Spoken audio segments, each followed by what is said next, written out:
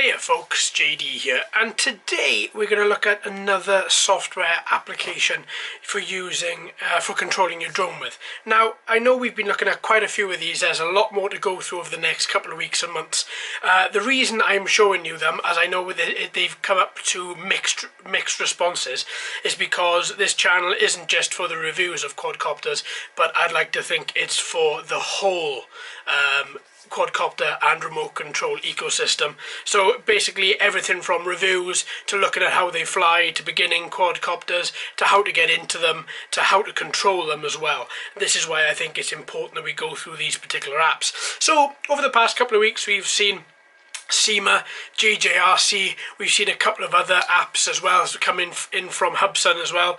Now today we're going to be looking at the Eachine app. Now I used this app last week to control the Eachine E50, exactly this particular quadcopter right here, when I did the Elfie Plus versus the Eachine E50. So I thought it's only fair that we have a little look at this. So once you open up the application, it'll automatically orientate itself into a landscape mode, and therefore you will have this particular view on it. Now there's two different Eachine apps. This is the Eachine Fly.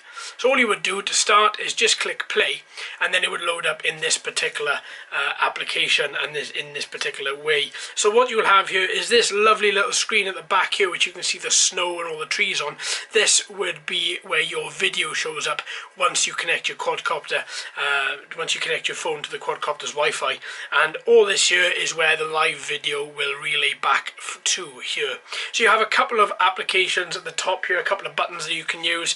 Working in from left to right, we've got take a photo, record video, get access to the video and get access to the photos and the recorded videos from this particular app here. You've got your three different speed modes: 30, 60 and 100%. Speed mode 1, 2 and 3. This particular button here, this gives you altitude hold. So when you have connected a quadcopter to your phone, this will become enabled and you can click on it and then you will enable altitude hold. Some quadcopters like to have that enabled for altitude hold to work, some others don't. But honestly, if I ever use an application and that is there, I always turn it on anyway. What can it hurt? Even if it doesn't do anything, even if the quadcopter is going to hold altitude with that off, it doesn't hurt to have it on. This next one is for gyroscopic movement, so you can use your phone's gyroscope left and right, forward and back, a little bit like this, to control your quadcopter rather than using your fingers on the screen and controlling it this way. You have on and off. Now this isn't to turn your quadcopter on and off, it's to turn on the analog sticks. So I always fly with them on, as I do prefer to have them on, just so I can look down and see exactly what my fingers are doing. Just because I find it a little bit difficult now and again to control via these apps. There's no tactile feedback like what you'd get from a transmitter. So I like to have this on here. Also, you can adjust your trim functions as well across the bottom and the side using these sliders. Likewise, there's a little button here, 360 degrees.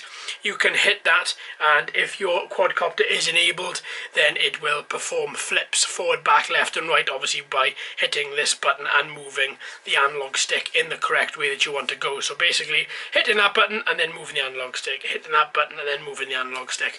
That then, if your quadcopter is enabled, it'll perform a few stunts, but not everyone does work with this button. And then we've got the settings button as well here, with a few more settings down the side, including headless mode. So this is just a little overview. It's not a review as such.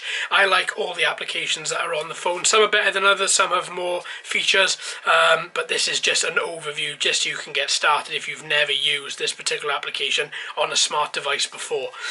So there we are, folks. I hope you've enjoyed. If you've got any feedback, please let me know it in the comments underneath this. Thanks ever so much for watching and listening. I've been JD. You've been fantastic as always. If you haven't already, please subscribe. Hello and welcome to all the new subscribers. I hope you're enjoying the channel. So until next time, my friends, happy flying.